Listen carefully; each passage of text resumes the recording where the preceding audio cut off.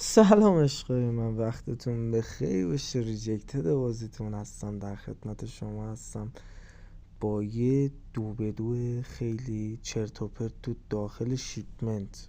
با اینکه من خیلی نوبم، تیرام نمیخوره و انقدر لگم اصلا.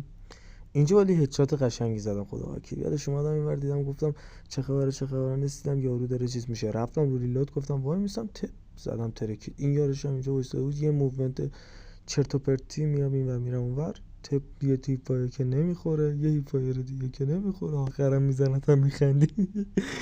دارش دیالو برمیدارم، میگم سرویست میکنم، این اولیتون اینم دومیتون با هم دیگه روش. این یه دونه. خب دیالو برداشتم واسه دوباره این دوتا.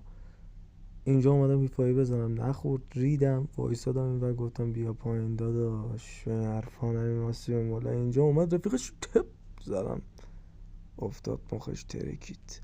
خب اینجا دیدم یارمو زدن، رفتم ببینم چه خبره، دیدم من راستم در اومدن. این دیدم اومد خطمو گرفت، تپ زدم افتاد زمین. اینم دیدم اینجاست، کوشگاه خودشو برداشتم، یه دونه زد، یارم مرد. منم از اون ور زدم، اون یکی یارش مرد. گفتیم پس کلتون بیاید پایین. بعدش اینجا تو اونجا رو برداشتم، این یه دونه میزنم میافته طرف به آره. خب میبینم اینجا دوتاشون خط گرفتن، یه دونشون از اون ور خط گرفتی، یه دونشون از این ور. من میام اینجا چیکار میکنم، میام میزنم، میبینم دمیج میشه، اینجا میرینم. به میرم سراغ بعدی، نیزه رو میچرخونم، میرم این بالا، یه ذره این ور اون ور میکنم، میخوام بیام بزنم 360 و برینم به پس کله یارو. چیکار میکنم، میگم که علی برو دیگه، ریدم. دیدی چقدر 360 دادم اینجا، طرف زد، ترمات شدم، فلشمنگ شدم، فیمکس شدم. اینجا یه فایز دادم، بنده خودم مرد. دیدم یه نفر اومده این و بودم بسم الله الرحمن الرحیم. اول پس اینجا هم خطمو گرفتن، گفت داداش بیا پایین دیگه. آخرای بازی بود، رفتم مسخره بازی در بیارم.